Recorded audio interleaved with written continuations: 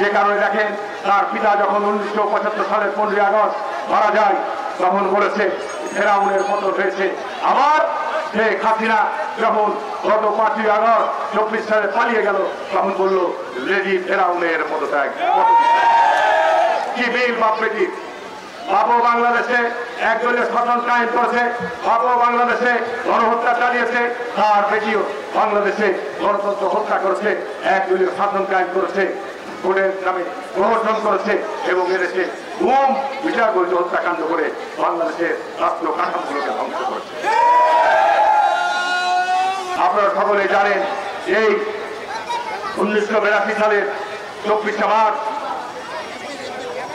জেনারেলের সাথ বিএনপির নির্বাচিত সরকারকে ক্ষমতাচ্যুত করে আপনার রাষ্ট্র ক্ষমতা দখল করলেন অন্যায় ভাবে, বেআইনি ভাবে। তার বিরুদ্ধে আমরা লড়াই শুরু করলাম, আন্দোলন শুরু করলাম। এরশাদের বিরুদ্ধে অন্যায় ভাবে ক্ষমতা দখল করার, গণতন্ত্র হত্যা করার ব্যাপারে আমরা সংগ্রাম শুরু করলাম। দীর্ঘ 9 বছর লড়াই করেছি।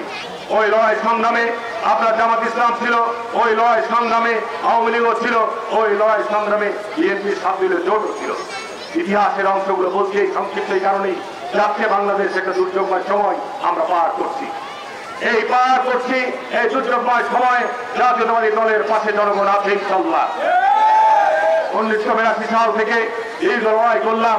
86 সালে নির্বাচনে নির্বাচন ঘোষণা করলো, সাধারণ নির্বাচন। সেই নির্বাচনে শেখ হাসিনা চট্টগ্রামে লালদিঘি মাঠে গিয়ে বলল এই সরকারের অধীনে যারা নির্বাচনে যাবে তারা জাতীয় বেঈমান।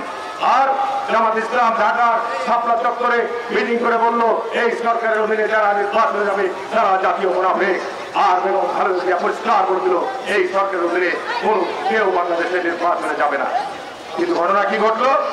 পরের দিনই আগের দিন দিল বক্তৃতা, আর পরের দিনই বিএনপিকে মায়ের আছেন যে ষড়যন্ত্র গত 40 বছর যাবৎ চলছে।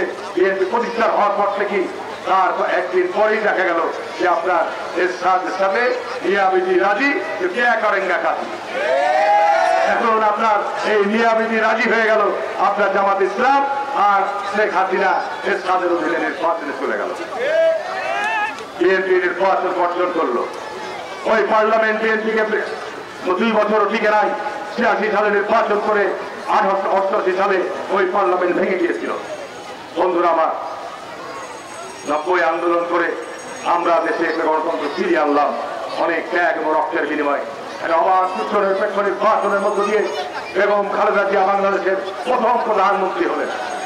দুর্ভাগ্য সত্য এই প্রথম প্রধানমন্ত্রী হওয়ার পর দীর্ঘ আন্দোলন সংগ্রামের মধ্য দিয়ে একটি তত্ত্বাবধায়ক অন্তর্বর্তীকালীন সরকারের নির্বাচন হলো। বিএনপি বিপুল ভোটে নির্বাচনে বিজয় লাভ করলেন, সরকার গঠন করলেন। কিন্তু আমাদের দুর্ভাগ্য 2 বছর যেতে না যেতেই আবার ওই 9 বছর যাদের বিরুদ্ধে আমরা আন্দোলন করলাম তাদের সাথে আবার ওই জামাত ইসলাম, আবার আপনার আওয়ামী লীগ, আবার জাতীয় পার্টি একত্রিত হয়ে পার্লামেন্ট থেকে পদত্যাগ করে আবার দেশে 172 দিন হরতাল করলো।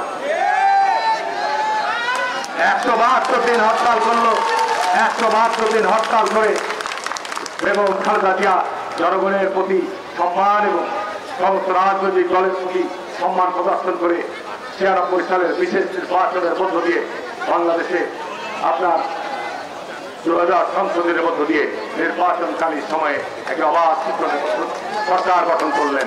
বন্ধুরা আমার, আমি তো এইটুকু এই জন্যই বললাম যে দেখেন আজকে এই অবাধ সুষ্ঠু নিরপেক্ষ নির্বাচনের মধ্য দিয়ে সরকার গঠন করে ক্ষমতায় আসলো ষড়যন্ত্র চক্রান্তের মধ্যে দিয়ে আওয়ামী লীগ এককভাবে আসে নাই, সর্বদলীয় ভাবে আওয়ামী লীগ ক্ষমতায় এসে বাংলাদেশের আবার গণতন্ত্রকে হত্যা করলো।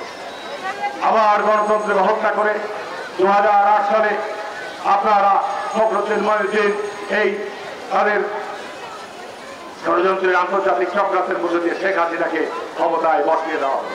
15 বছর শেখ হাসিনা বাংলাদেশের ক্ষমতায় অধিষ্ঠিত থেকে বাংলাদেশের সাংবিধানিক প্রতিষ্ঠানগুলিকে ধ্বংস করলো, নির্বাচনী ব্যবস্থাকে ধ্বংস করলো, বাংলাদেশে গুম বিচারবোধ হত্যাকাণ্ডের সংস্কৃতি ভয়াবহ রূপ ধারণ করলো।